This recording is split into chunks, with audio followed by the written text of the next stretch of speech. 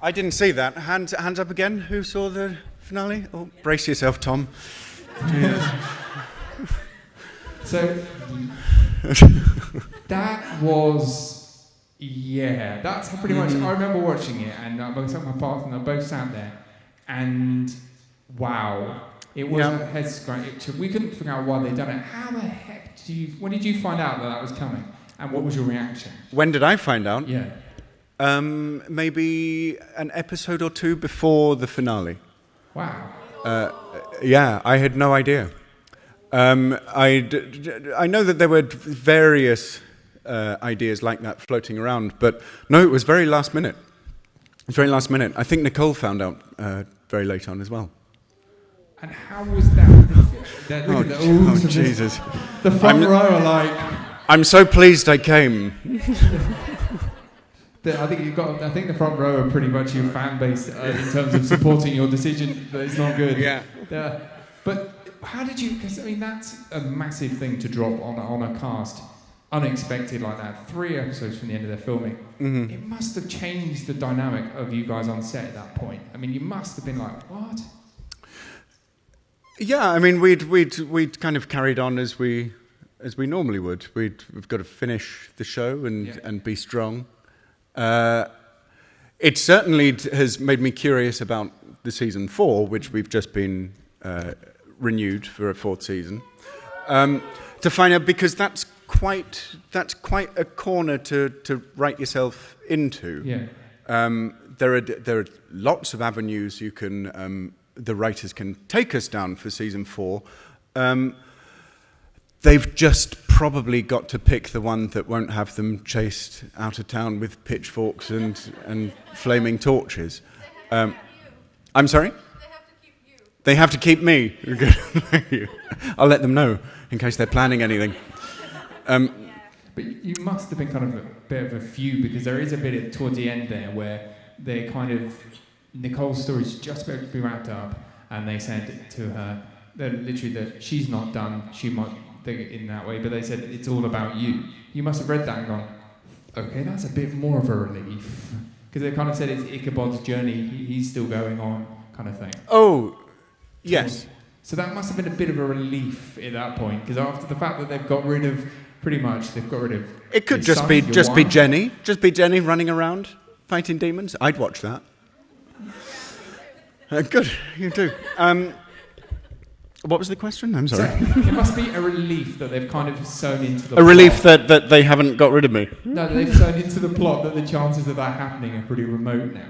Because it's just been, the last 2 seasons, Sleepy Hollow, it's been almost, they've reinvented the wheel again and again. And it must be kind of a bit nerve-wracking for you, in a sense, as an actor, because you don't know truly what's coming next. Oh, yes, it is nerve-wracking, and it's why you need to. It's always important to have a group of writers who you have faith in, because yes, the show has seemed to have reinvented itself with every season. I don't know why. Some people dig it, some people not so much. And we're now going into 4th season. It's going to have to be reinvented again, and that poses so many opportunities. It could be a very exciting experience. And trust me, it could. And it must be kind of a bit, as well, for an actor, I suppose that's unique in a sense as well, because there's not every day that you could be on, say, let's pick a show at random, let's say, I don't know, Game of Thrones, is going to be one thing throughout its entire run. Lots of death, lots of murder, lots of whatever. But at least with Sleepy Hollow, Hodor, guys. That broke all of us, didn't it? I think it broke the internet, to be fair. Yeah. Sorry, carry on. That's all right. That's fine. But it's always going to stay. You know that it's going to stay one genre. It's going to stay fantasy. It's going to stay that. But with your well, actually, I think even through the series, the genre seems to have slightly changed. I always thought that the first season was, I always thought of it as more of a horror show. And then the second season became more of a supernatural family drama. Mm-hmm. And then the third became very much a slightly more of a Monster of the Week type procedural. And then who knows? The next one could be it could be in space. That would be funny, wouldn't it? To boldly go where. But yes, it's certainly unique to have a show that changes its tone so drastically through each season, and it certainly stops it being boring. When you sign on for 5, some 6, 7 years onto a show, there's always a part of your head saying, "Will I still be interested after however many years?" And this certainly fills it with surprises, and keeps you guessing what's coming next. And as an actor. And I mean, the way it's heading, it could be police procedural, it could be anything now, couldn't it? Quite. And did you not, when you first kind of got the role, is that where you expected it to go? I mean, did you expect Sleepy Hollow to be that dynamic? Well, the nice thing about when I first read it was that it was clearly a show that could go in 1,000 directions. It could go anywhere. The only limits are the limits of the writer's imaginations. It can go anywhere. And that's certainly something that we've kept hold of. The next season, it could just be me in a car with a dog. Oh, some people like that. A border terrier, there you go, done. I'll get onto the showrunner immediately. You've been tweeting it for ages. My God. That's okay, well done. After the end of the last season, you never know. But the one thing that has kind of stayed the same is Ichabod. Now, he has not changed that much at all. He's got more used to his lifestyle a little bit. But he's changed his hair. And his hair.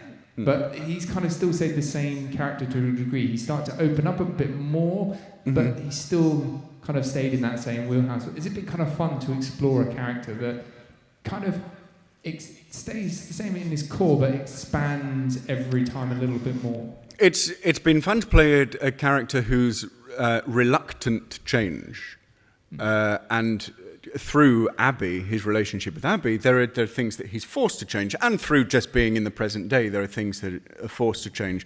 But it's not really his. It wouldn't be the usual evolution of the character if he had stayed alive in the 18th century. Yeah. That's certainly been interesting. That's kept me on my toes. And find out which elements of the modern world and which elements of his relationship with Abby and Jenny and Joe, he's willing to go with them down certain routes. Like, it took a long time for Abby to get him to emotionally open up, and then he found the benefits of that. But then there are other things that he's more hesitant to. That's always fun, trying to work out what he'd go smoothly with and what grates him a bit more. And heck, he's even had his own emoji. I mean, come on, how much more? He had his own emoji. Yeah.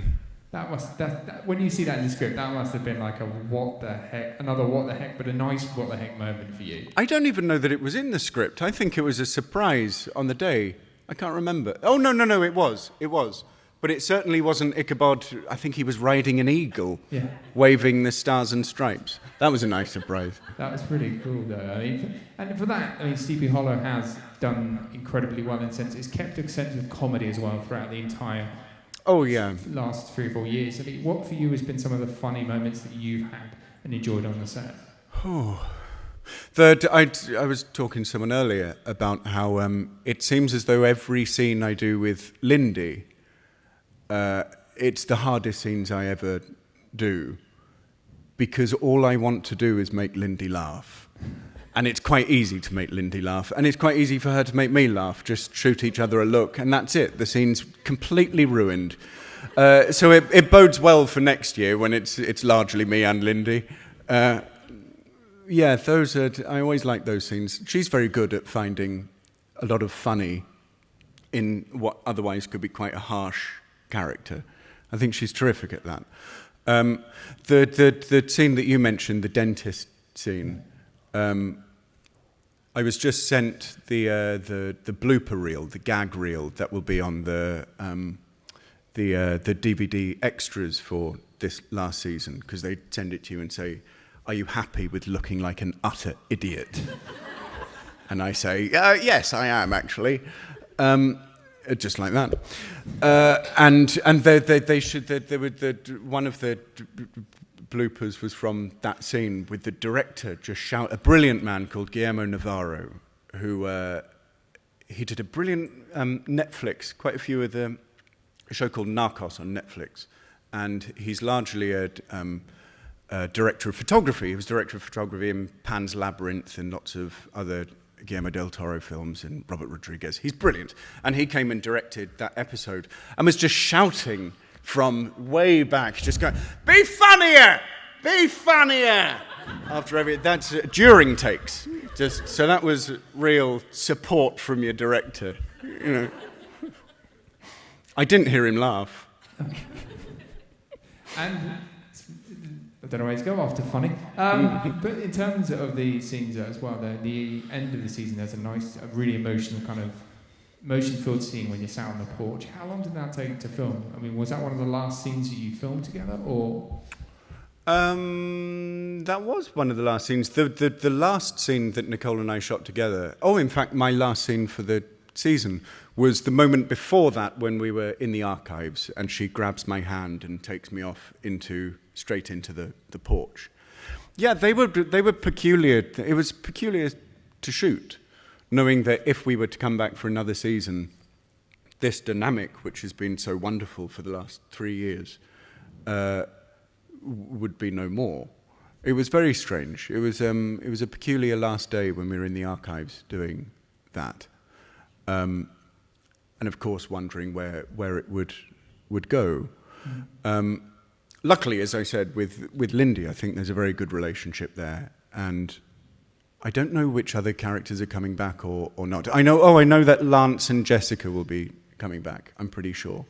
So there are lots of very good relationships, but you know, Ichabod and Abby, that was one that really captured people's attention. We'll just get the microphone. Oh, God. No, please don't, for the love of God. It's the Border Terrier woman. Go on, sorry. Hello. Oh, God, you're drunk.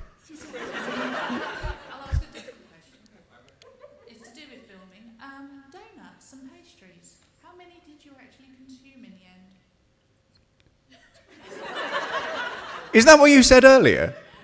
What did you say? How much did I consume? Quite a lot. There were croissants as well, very nice croissants. There's a very, very good bakery in Atlanta called Little Tart Bake Shop, and we got some of their croissants, and I was happy to eat those. Thank you very much for your question.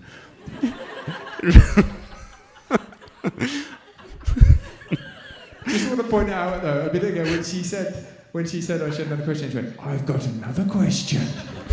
It's the most scary thing I've ever heard.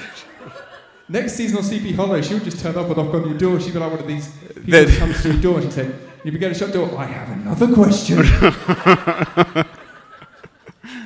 Where are you going? Over here, there's another question. Oh, more question. I thought you just had enough.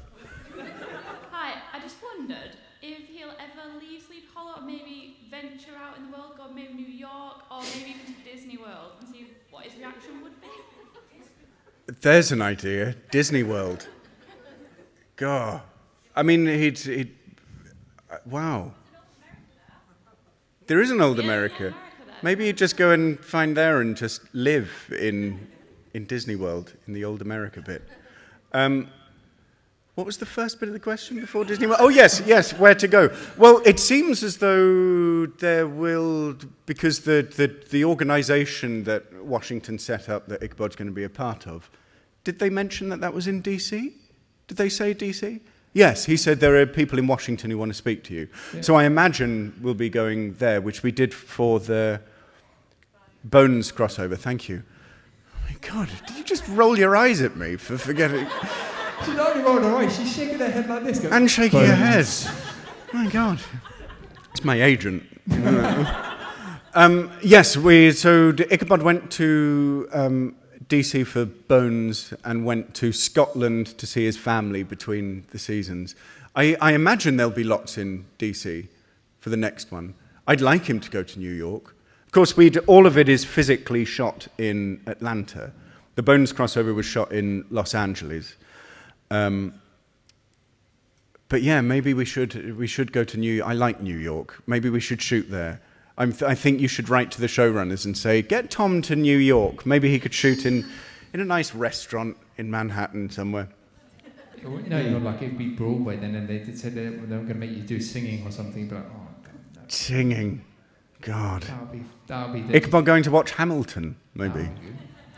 I just picture when the Disney con. I just picture him going on It's a Small World, and I'd love to see what he made of it. I'd like to see him stuck in It's a Small World.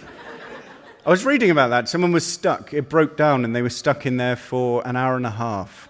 And it was only after 55 minutes they turned the music off. Just imagine Ichabod coming out, just going, it's a small world. So if you'd like to ask questions, by the way, please feel free to put your hand up and I will come around to you. So we're going to kick off with this lady here in white. Yeah, hi there. Hello. First of all, I'd love to say it's so good to have you here. Oh, thanks. It's nice to be here. Thanks for having me. My question is, have you always had an interest in 18th century American history, or have you acquired one since working on the show? I've acquired it. I didn't really know an awful lot about it. The American War of Independence wasn't one that we really learnt at school because it's one we lost.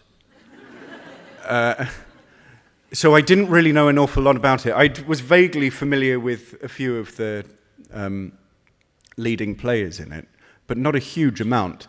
And actually, a lot of Americans and a lot of the rest of the world seem to be very down on American history. Americans are very tough on themselves and self-deprecating about their history because they're such a young country. But actually, in such a short time, it's really full of so many interesting characters and events. And just in the 30, 40 years that we span in the flashbacks, you've got, Ben Franklin on his own is fascinating. And his almanac and his writings are really incredible. And he was a respected man around the world when he came over and became very good friends with Samuel Johnson over here, who wrote the first dictionary. An amazing man, one of the greatest Englishmen, was a huge admirer of Franklin. And then he went to France and probably caught lots of diseases. He was greatly admired around the world. And I think he was one of the oldest of all of them. And, there were these men, the founding fathers were young. They were men in their 30s who were saying, we've had enough of having to pay so much for tea. And so, they fought a revolution. And that is amazing to begin with, that these 30-year-old men, they were young and they had big ideas and they fought for it. What a great start for a story. And so, yes, I have got an interest in it now. Thank you for coming. We have a question from a gentleman here, just a few rows back. Hello, Tom. Hello. Just wondering if you think, with the music being Sympathy for the Devil, in the closing moments, spoiler alert, sorry everybody, that you think it could be the devil waiting for you in Washington, D.C.? Oh, well, perhaps. There was a line from the Mills' father who said a lot of them have lost their way, but they're good men. Well, you might be right. You might be right with that idea. On the subject of Sympathy for the Devil, I was told, and I hope it's true, that anything that wants to use the Stones' music when they try and get the rights, it has to be personally cleared by Mick. And I love the idea of Mick Jagger watching the Sleepy Hollow pilot and saying, yeah, you can take Sympathy for the Devil. That's quite cool if that's true. Tell everyone it's true. We have a question from a lady here. Hi. Hello. My question's, we all know that Ichabod gets confused by the modern world. I was wondering, as a British actor working in America, is there anything uniquely American that has surprised or confused you? The producers, one of the producers, Heather Caden, and the creator, Phil Iscove, during the pilot, said their happiest memory was watching me from afar as I look at all of the American sweets on the counter, and they baffled me then, and 3 years later I'm still baffled by all of them. I have no idea what any of them mean, and the list of ingredients on the back is huge, and I don't want to eat things that I can't pronounce, and there's far too much of that. That baffled me. Orlando Jones baffled me. I have a question from a couple of the first ladies here, so we can start with you. Hi, Tom. Hello. I wanted to ask, with the relationship between Ichabod and Abby being so special, is there a way that you would like to Ichabod grieve for Abby, or I don't know, eat a whole box of chocolates or something like that? Sit with a bottle of wine, a box of chocolates, and watch Sleepless in Seattle. Something like that, yeah. Is there something that you want to do about Well, yeah, I think that was something that I missed with the time leap, where we missed Ichabod getting over Katrina and Henry. With this, there is another spin on it, that he's got a focus to find that, you know, her soul, the soul of the witness, goes to someone else, and her dad was very keen to say, you know, it's not over, the witness thing moves on to someone else. But I would like it if that wasn't his entire mindset, because it's such a huge thing for him. Obviously, it's huge. I would like there to be an opportunity to show something more nuanced, yeah. And we have a question from a lady here. Particularly chocolates and a bottle of wine. Yeah. Hi, Tom. So Hi. I have a purely fan wank question. So if Abby had stayed alive, Pure Fan Wank is the name of my band, right, funnily enough. if Abby had stayed alive as she should have, and Ichabod and Abby had gotten their happy ending as they should have, how many children would they have had, and what would their names have been? I get a feeling she wanted Abby to stay alive. Loads.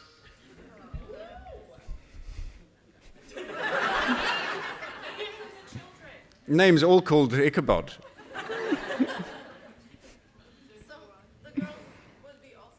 They're all daughters. I mean, I have a question. Quickly. I have a question from a gentleman here. Hi, what's your favourite breakfast cereal? We're going deep now. Cocoa Pops. It was always Cocoa Pops. Always. Since a lad till now. For the milk at the end. Chocolatey milk. Right, so anyone else have a question that's not breakfast cereals? Children, how many children? I'm very grateful for anything that. else rated? Question here, madam. Yeah. Hi, Tom. Hello. How did you like the crossover with Bones? I loved the crossover with Bones. It was an episode that when I was told about it, I thought, no, terrible idea. But I think it worked rather nicely. In fact, our half of that with the zombie General Howe, I think might have been my favourite of the last season. I really loved it. They were a really nice bunch. The Bones actors are just so lovely. And they've been, I think they're about to do their 12th year. I think it's their last year. It is.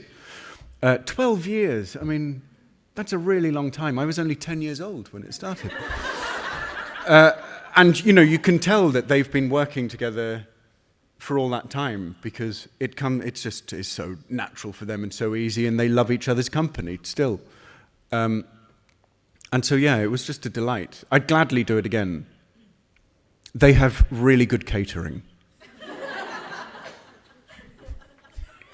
We have a question from a lady in the second row. Hi, as you're a big fan, how Hello. did you find the new Star Wars movie? Oh, I really enjoyed it. There were some very nice surprises, I thought, and some very nice callbacks. I liked it. I'm really looking forward to Rogue One. I think the trailer of that looked amazing. storming a beach. Star Wars, they're storming a beach in the trailer. I think they're called AT-ACTs, these new ones. And they look excellent. And what a brilliant cast. I will watch anything with Ben Mendelsohn in. He's such a fantastic actor. If anyone hasn't seen Bloodline, a show on Netflix, you should, because it's one of the best shows of the last several years. It's brilliant. The acting is amazing. Ben Mendelsohn I first saw in a film years ago, an Australian film called Animal Kingdom, and he frightened the piss out of me, and he's frightened me ever since. So to have him as a Star Wars villain is amazing. I'm excited. Who would you, if they said to you, Tom, we want you on Star Wars, who would you be on the side of the Jedi or on the side of the Empire? Who do you think you'd do? With this beard, love, it's a Jedi, isn't it? It's gonna be. I have, thank you very much. She gave me a picture earlier of my face on as a Jedi. It's not spooky at all. I'm very grateful. We've got time for a couple more questions. We can start with this lady here. How did you get the part in Sleepy Hollow? I put myself on tape over here one wet Saturday morning, and over here, when we put ourselves on tape to go to America, we then have to forget about it, because no one in America is going to watch it, ever watch our tapes. It'll go on the pile marked English, or the pile marked cheap. And so I forgot about it, and then 2 weeks later I got a call saying, you're going to LA tomorrow to screen test with Nicole.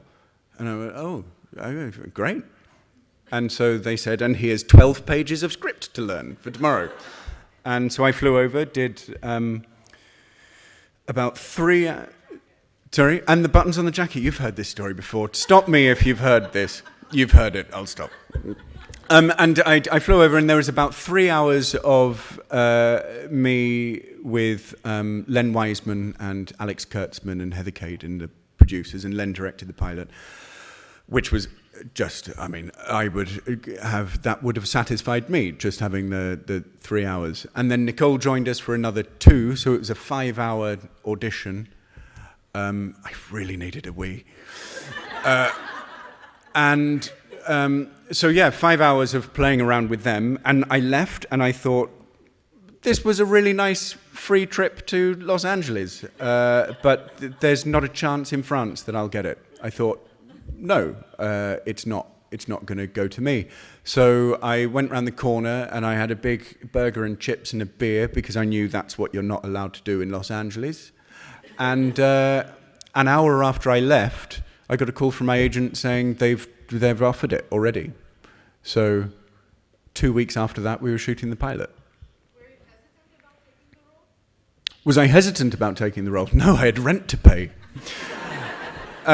No, it was one of the, without getting too mystical and wanky actor, there are... Hesitant about moving to the United States. Well, no, and this is very common with American TV shows. I didn't think it would get beyond the pilot. I thought with an actor that they don't know playing Ichabod, and with Nicole, who's more known in indie film circles, I thought the chances of it going to series are very slim. But Len Wiseman did a terrific job, and I think the pilot is extraordinary. I'm very, very proud of that. And they picked it up. So no, the idea of moving to America for 5 years really didn't cross my mind. I thought I'd be there for a few weeks. Oh, good. Thanks. Do you want to just go up there now? Yeah, shall we? We'll go and have a pint, shall we? Not this you. Poor woman sat here going. She sat here staring at me going, when? But no, I wasn't hesitant about taking the role, because there are some scripts that you read and the character just jumps out at you, and you hear their voice and you see how they are. And the actor's job is just to step into the shoes. There are other scripts where you have to work for hours and hours and hours to try and find something that you, this is where I get twatty and actory, a part that you have to really connect with. And Ichabod was one that immediately it was very, very clear who this person was. And that's, to me, one of the most important things when choosing a partner. No, you're amazing. Get her out. Security. Right, I have a question from this lady. Hi. Hello. I'm from Austria. From Vienna? Yes. And my question is, do you know some words in German? No. You talked German. I did talk German in the. Moloch wird auferstehen. What did you call me? Moloch shall rise. You're all right. What was that? What was that you just? Was that one of my lines? Yes. What does that mean? Moloch wird auferstehen. What does that mean? Oh, Moloch shall rise. Oh, I had no idea it meant that. I wish you were there.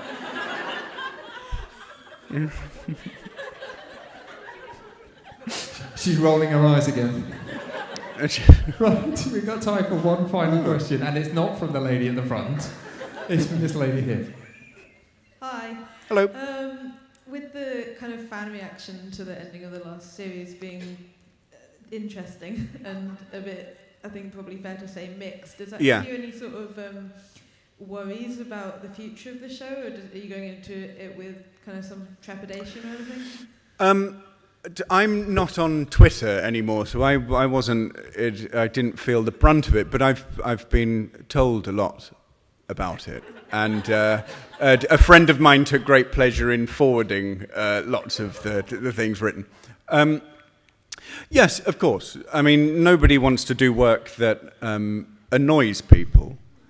My voice does that enough. Yeah, of course. There's, you do wonder when there's a very public backlash, and I know that a lot of media outlets, journalists wrote about that as well.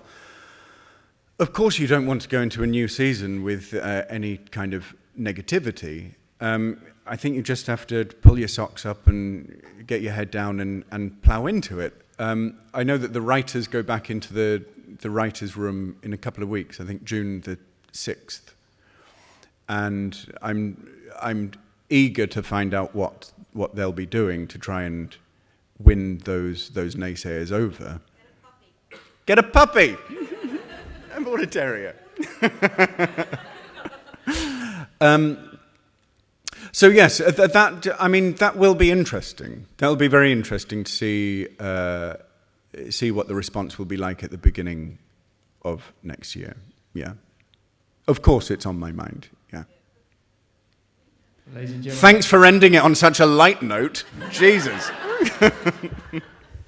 Well, ladies and gentlemen, I'm sure we all want to do one thing and give Tom a big, massive round of applause and show of support for what will be an amazing Thanks very much. Thanks a lot. Please keep it going for ladies and gentlemen, Tom Mison.